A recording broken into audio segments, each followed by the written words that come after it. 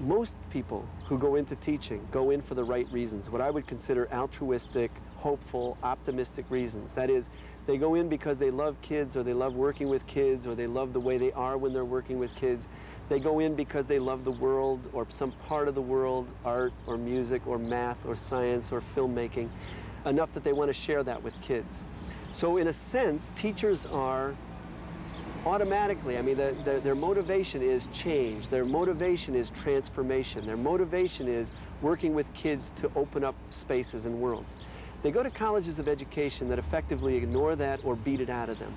And then they go into systems where it's not only not honored, but it's positively diminished and beaten up on.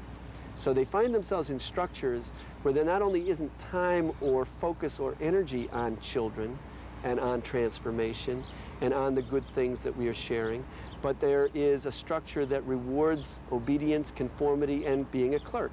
How do you bust it?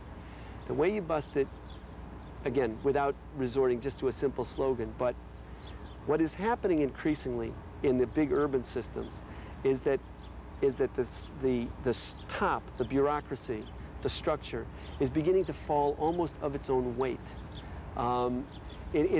I can't kind of resist a parallel with Eastern Europe.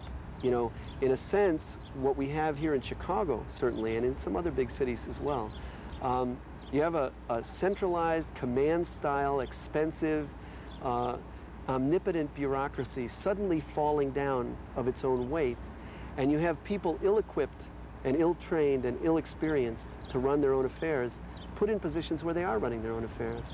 And it's messy, and it's complicated, and there's some bloodletting. But in the main, people are fueled by hope and optimism, and that's an astonishing thing.